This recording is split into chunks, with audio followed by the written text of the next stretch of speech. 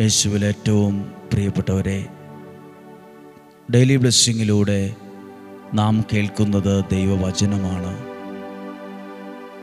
വചനം കേട്ട് തുടങ്ങുമ്പോൾ തന്നെ ദൈവത്തിൻ്റെ ഇടപെടലുകളും നമ്മുടെ ജീവിതത്തിൽ ആരംഭിക്കും. ദൈവത്തിൻ്റെ പ്രവൃത്തികൾ നമ്മുടെ ജീവിതത്തിൽ ആരംഭിക്കും. ഈ ദിവസങ്ങളിലൊക്കെ പ്രാർത്ഥിക്കുന്ന ചില വിഷയങ്ങളുണ്ട്. ഒരിക്കൽ കൂടി ആവർത്തിക്കാം. പ്രാർത്ഥനയും അനുഗ്രഹവും ചോദിച്ചു തന്നെ വാങ്ങണം എന്നാണ് പറയുന്നത്. പ്രാർത്ഥനയും അനുഗ്രഹവും ചോദിച്ചു വാങ്ങണം. ഞങ്ങൾക്ക് വേണ്ടി പ്രാർത്ഥിക്കണം, ഞങ്ങൾക്കൊരു അനുഗ്രഹം ഉണ്ടാകാൻ പ്രാർത്ഥിക്കണം എന്ന് തന്നെ നമ്മൾ പറഞ്ഞ് പ്രാർത്ഥന മേടിക്കണം. നിങ്ങളുടെ ഓരോ കാര്യങ്ങളെയും ഓർത്ത് പ്രാർത്ഥിക്കുന്നു. നിങ്ങൾക്ക് ആവശ്യമായ ദൈവാനുഗ്രഹം ഉണ്ടാകാൻ നിങ്ങൾക്ക് വേണ്ടി പ്രാർത്ഥിക്കുന്നു. കർത്താവേ, മാസങ്ങളായി വർഷങ്ങളായി ഡെയിലി ബ്ലെസ്സിങ്ങിൻ്റെ ഈ നിയോഗ പ്രാർത്ഥനയുടെ കുടുംബത്തിൽ ഒരു കുടുംബത്തെ പോലെ ഈ പ്രാർത്ഥനയിൽ പങ്കെടുക്കുന്നവരുണ്ട്. ഈ പ്രാർത്ഥന കൂടിയിട്ടേ അവർ റൂമിൽ നിന്ന് പുറത്തിറങ്ങുള്ളൂ, മറ്റെല്ലാ കാര്യങ്ങളും ചെയ്യത്തുള്ളൂ. അത്രയും വില കൊടുക്കുന്നവരുണ്ട്. ഇതൊരു ശുശ്രൂഷയായി കാണുന്നവരുണ്ട്. അനേകർക്ക് ഈ വചനത്തെ അസൂയയോ സ്വാർത്ഥതയോ ഇല്ലാതെ ദൈവനാമ മഹത്വത്തിനായി എത്തിച്ചു കൊടുക്കുന്നവരുണ്ട്, അയച്ചു കൊടുക്കുന്നവരുണ്ട്, എഴുതി വയ്ക്കുന്നവരുണ്ട്, സ്റ്റാറ്റസ് ഇടുന്നവരുണ്ട്. എല്ലാവരെയും ഓർത്ത് പ്രാർത്ഥിക്കുന്നു. ഇന്ന് പ്രത്യേകം പ്രാർത്ഥിക്കുമ്പോൾ എല്ലാ കുടുംബങ്ങളെ ഓർത്ത് പ്രാർത്ഥിക്കുവാണ്. പ്രതിസന്ധിയിലോ വഴക്കിലോ ദേഷ്യത്തിലോ പിണക്കത്തിലോ അകൽച്ചയിലോ ഒക്കെ കഴിയുന്ന ചില കുടുംബങ്ങൾ കാണാം. പരസ്പരം ഫേസ് ചെയ്യാൻ പറ്റാതെ, മിണ്ടാൻ പറ്റാതെ, മനസ്സ് തുറന്ന് സംസാരിക്കാൻ പോലും പറ്റാതെ അകന്ന അവസ്ഥയിൽ കഴിയുന്ന കുടുംബങ്ങളുണ്ട്. വളരെ നിരാശയിൽ കഴിയുന്നവരുണ്ട്. ആ കുടുംബങ്ങളെല്ലാം ഓർത്ത് ഇങ്ങനെ പ്രാർത്ഥിക്കുവാണ്. ഓരോ കുടുംബങ്ങളിലും തിരുക്കുടുംബത്തിൻ്റെ സന്തോഷവും തിരുക്കുടുംബത്തിൻ്റെ സമാധാനവും ഐക്യവും ആ കുടുംബത്തിലുണ്ടാകണമേ. കുടുംബങ്ങൾ തമ്മിൽ സമാധാനവും ഐക്യവും ഉണ്ടാവട്ടെ. നിങ്ങളുടെ കുടുംബത്തിൽ ദൈവം നൽകുന്ന സമാധാനം, ദൈവം നൽകുന്ന സന്തോഷം നിറയട്ടെ. ഇന്ന് നമുക്ക് പ്രാർത്ഥിക്കാം. വിശുദ്ധ ലൂക്കായുടെ സുവിശേഷം 19-ാം അധ്യായത്തിലെ വചനമാണ് ഇന്ന് വായിക്കുന്നത്. ഈ വചനവും നിങ്ങൾ ധാരാളം കേട്ടതാണ്, മനപ്പാഠം അറിയാവുന്നതാണ്. എന്തിനാണിത് വീണ്ടും പ്രസംഗിക്കുന്നത് എന്നൊക്കെ ചിന്തിക്കുമായിരിക്കാം. ഈ വചനം നിങ്ങൾ കേൾക്കുവാണ്. വിശുദ്ധ ലൂക്കായുടെ സുവിശേഷം 19-ാം അധ്യായം, അവിടെ 1 മുതലുള്ള വാക്യം ഞാൻ വായിക്കുകയാണ്. യേശു ജെറീക്കോയിൽ പ്രവേശിച്ച് അതിലൂടെ കടന്നു പോവായിരുന്നു. അവിടെ സക്കേവൂസ് എന്ന പേരുള്ള ഒരാളുണ്ടായിരുന്നു. അവൻ ചുങ്കക്കാരിൽ പ്രധാനനും വളരെ ധനികനുമായിരുന്നു. യേശു ആരെന്ന് കാണാൻ അവൻ ആഗ്രഹിച്ചു. പൊക്കം കുറവായിരുന്നതിനാൽ ജനക്കൂട്ടത്തിൽ നിന്നുകൊണ്ട് അത് സാധ്യമായിരുന്നില്ല. യേശുവിനെ കാണാൻ വേണ്ടി അവൻ മുമ്പേ ഓടി. ഇപ്പോൾ ഈ സക്കേവൂസിനെ കുറിച്ച് വായിക്കുമ്പോൾ അദ്ദേഹം ഒരു ചുങ്കക്കാരനാണ്, അല്പം പണമൊക്കെ ഉള്ളൊരു ധനികനാണ്, നല്ല തിരക്കുള്ള ഒരാളാണ്. പക്ഷേ ജീവിതത്തിൽ കുറച്ച് സമയം മാറ്റിവെക്കുവാണ് യേശുവിനെ കാണാൻ.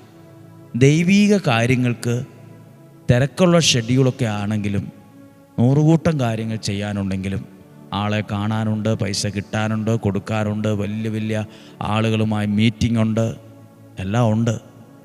കാരണം ഇദ്ദേഹം ചുങ്കക്കാരനാണ്, വലിയ ധനികനാണ്, ചുങ്കക്കാരിൽ പ്രധാനനാണ്, ചില നേതാവാണ്, ഒരു പ്രധാനിയാണ്, വലിയ റോള് വഹിക്കുന്ന ആളാണ്. അപ്പോൾ എന്തായാലും തിരക്കുണ്ടാവും. പക്ഷെ ഇപ്പോൾ ആ തിരക്കൊക്കെ മാറ്റി, ബിസി ഷെഡ്യൂളൊക്കെ മാറ്റി, ഇപ്പോൾ യേശുവിനെ കാണാൻ ആഗ്രഹിച്ചു. പ്രിയപ്പെട്ടവരെ, നിങ്ങൾ ദൈവീകമായ കാര്യങ്ങൾക്കാണോ ആഗ്രഹത്തോടെ സമയം മാറ്റിവെച്ചത്? നിങ്ങൾക്ക് മാത്രമല്ല അതിൻ്റെ അനുഗ്രഹം, നിങ്ങളിലൂടെ നിങ്ങളുടെ വീട് പോലും അനുഗ്രഹിക്കപ്പെടും. നിങ്ങളെന്ന ഒരാളായിരിക്കാം സമയം മാറ്റിവെച്ചത്, പ്രാർത്ഥിക്കാൻ തീരുമാനിച്ചത്, വചനം കേൾക്കാൻ ആഗ്രഹിച്ചത് നിങ്ങളെന്ന ഒരാളാണ്. എൻ്റെ വീട്ടിലെ ആരും തന്നെ ഇങ്ങനെയൊന്നും ആഗ്രഹിക്കുന്നവരൊന്നും അല്ലല്ലോ, പ്രാർത്ഥിക്കുന്നവരല്ലല്ലോ എന്നൊക്കെ വിഷമം കാണും. നിങ്ങളെന്ന വ്യക്തി മാത്രമായിരിക്കും ആഗ്രഹിച്ചത്. നിങ്ങളിലൂടെ ദൈവത്തിൻ്റെ അനുഗ്രഹം വീട് നിറയും. ആഗ്രഹിച്ചു, പൊക്കം കുറവായതിനാൽ ജനക്കൂട്ടത്തിൽ നിന്നുകൊണ്ടത് പറ്റുന്നില്ല, സാധ്യമായിരുന്നില്ല, ഭയങ്കര ബുദ്ധിമുട്ടാണ്.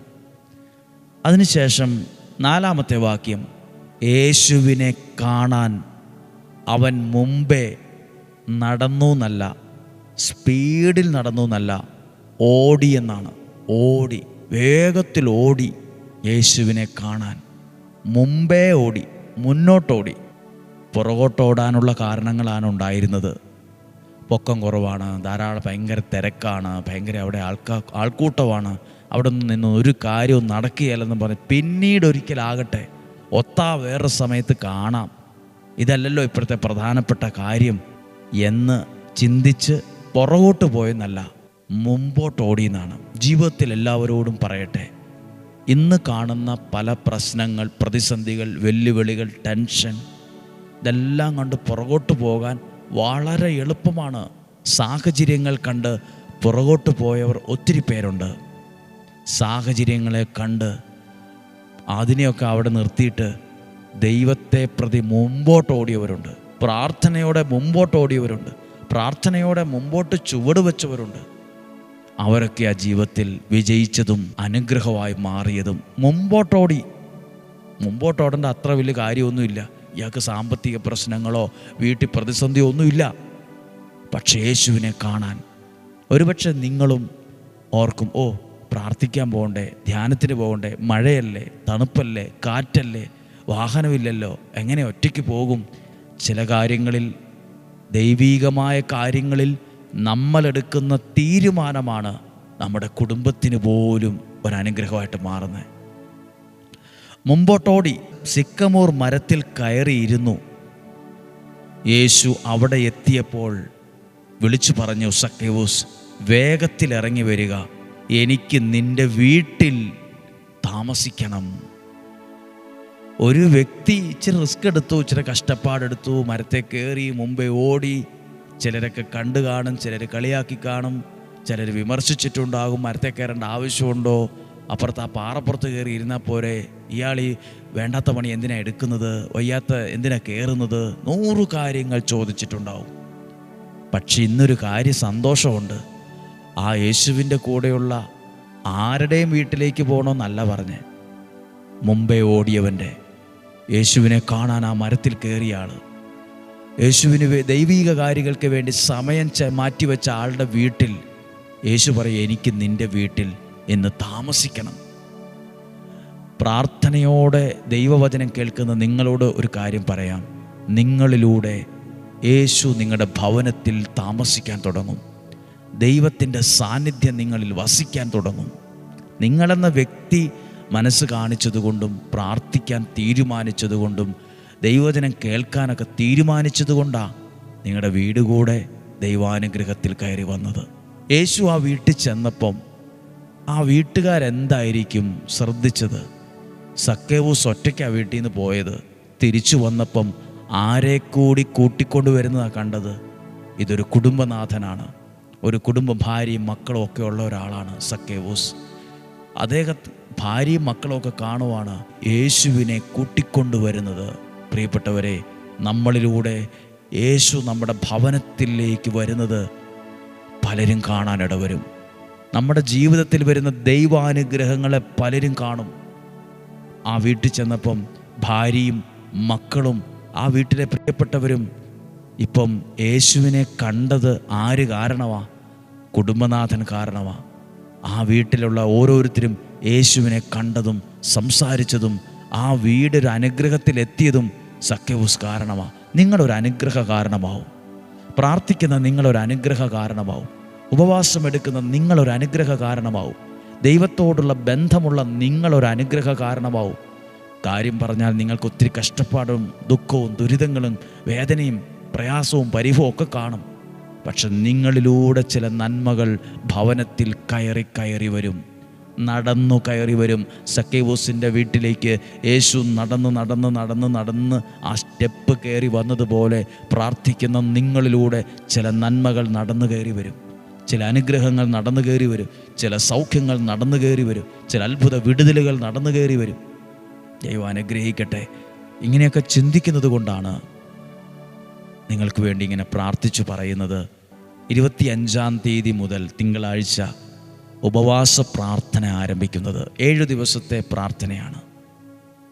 7 ദിവസം ഉപവാസമെടുത്ത് പ്രാർത്ഥിക്കുന്നത്. ഇന്ന് വരെ നിയോഗ പ്രാർത്ഥനയിലും ഡെയിലി ബ്ലെസ്സിങ്ങിലും പങ്കെടുത്ത ഓരോ വ്യക്തികൾ, കുടുംബങ്ങൾ, ഷെയർ ചെയ്തവർ, എഴുതി വച്ചവർ, ഈ ശുശ്രൂഷയുടെ ഭാഗമായി ഒത്തിരി പേരുണ്ട്. അവർക്ക് വേണ്ടി സ്നേഹത്തോടെ പ്രാർത്ഥിക്കുന്ന 7 ദിവസങ്ങളാണ്. 2 സ്കൂളിൽ പോകുന്ന എല്ലാ കുഞ്ഞുങ്ങൾക്കും വേണ്ടി പ്രാർത്ഥിക്കുന്ന, സ്കൂളിൽ ജോലി ചെയ്യുന്ന ടീച്ചർമാർ, അധ്യാപകർ, സിസ്റ്റർമാർ, അല്ലെങ്കിൽ ആയമാർ, അവരെ സഹായിക്കുന്നവർ, സ്കൂളുമായി ബന്ധപ്പെട്ട് ജോലി ചെയ്യുന്നവരൊക്കെയുണ്ട്. ഒത്തിരി കഷ്ടപ്പാട് അനുഭവിക്കുന്നവരുണ്ട്. അവർക്കെല്ലാം വേണ്ടി പ്രാർത്ഥിക്കുവാണ്. സാധിക്കുന്ന എല്ലാവരും കുടുംബമായി പ്രാർത്ഥിക്കുക. നിങ്ങളുടെ മക്കളെ കൂടി ഈ ദിവസങ്ങളിൽ ഉപവാസം എടുത്തില്ലേ പോലും നിങ്ങളുടെ പ്രാർത്ഥനയിൽ പങ്കെടുപ്പിക്കുക. ദൈവം അനുഗ്രഹിക്കട്ടെ. നമുക്കൊരുമിച്ച് പ്രാർത്ഥിക്കാം. കർത്താവേ, അങ്ങയുടെ നാമത്തിൽ ഇവരെ സമർപ്പിച്ച് പ്രാർത്ഥിക്കുന്നു. നമ്മുടെ കർത്താവ് ഈശോ മിശിഹായുടെ കൃപയും പിതാവായ ദൈവത്തിൻ്റെ സ്നേഹവും പരിശുദ്ധാത്മാവിൻ്റെ സഹവാസവും നിങ്ങളോടുകൂടെ ഉണ്ടായിരിക്കട്ടെ. നിങ്ങളുടെ കുടുംബത്തിൽ ഉണ്ടായിരിക്കട്ടെ. യാത്രകളിൽ, തീരുമാനങ്ങളിൽ, അധ്വാനങ്ങളിൽ ഉണ്ടായിരിക്കട്ടെ. രോഗങ്ങൾ, അപകടങ്ങൾ, ദുർമരണങ്ങൾ, മുപ്പെത്താത്ത മരണങ്ങൾ, ചതികളിൽ നിന്നും, വഞ്ചനയിൽ നിന്നും, നിരാശയിൽ നിന്നും, കുറ്റബോധത്തിൽ നിന്നുമെല്ലാം ഞങ്ങളെ സഹായിക്കണം, സംരക്ഷിക്കണം. മന്ത്രവാദത്തിൻ്റെ, കൂടോത്ര ക്ഷുദ്രപ്രയോഗത്തിൻ്റെ ആധിപത്യങ്ങളിൽ ഞങ്ങളെ സംരക്ഷിക്കണമേ. ദീർഘായുസ്സും ആരോഗ്യവും സന്തോഷവും സമാധാനവും ഐശ്വര്യവും തരണമേ. ഒരു ദോഷവും വരാതെ ഞങ്ങളെ പരിപാലിക്കണമേ. ഇന്നും ജീവിക്കുന്ന യേശുവിൻ നാമത്തിൽ ഏൽപ്പിച്ച് നിങ്ങളെ അനുഗ്രഹിക്കുകയാണ്. നിങ്ങൾക്ക് വേണ്ടി അങ്ങനെ പ്രാർത്ഥിക്കുവാണ്. നിങ്ങൾ സഞ്ചരിക്കുന്ന വഴികളിൽ, യാത്രകളിൽ, തീരുമാനങ്ങളിൽ എല്ലാം ദൈവാനുഗ്രഹം ഉണ്ടാകട്ടെ. നല്ല കാര്യങ്ങൾ നിങ്ങളുടെ ജീവിതത്തിൽ, നിങ്ങളുടെ കുടുംബത്തിൽ വന്ന് കയറി വരട്ടെ. യേശുവിൻ നാമത്തിൽ നിങ്ങളെ അനുഗ്രഹിച്ച് പ്രാർത്ഥിക്കുന്നു, ഇപ്പോഴും എപ്പോഴും എന്നേക്കും. ആമേൻ. ദൈവം അനുഗ്രഹിക്കട്ടെ. സന്തോഷത്തോടെ ആയിരിക്കുക. നിങ്ങൾക്കൊരു പ്രാർത്ഥിക്കുന്നു. നല്ലൊരു ദിവസം, നല്ലൊരു സമയം നിങ്ങൾക്ക് ആശംസിക്കുന്നു. സാധ്യം എല്ലാവർക്കും അയച്ചു കൊടുക്കണം. നാളെയും 5:30 ഒരുമിച്ച് കാണുന്നത് വരെ സ്വർഗത്തിലെ ദൈവം എന്നെ നിങ്ങളെയും സൂക്ഷിക്കട്ടെ. ആമേൻ.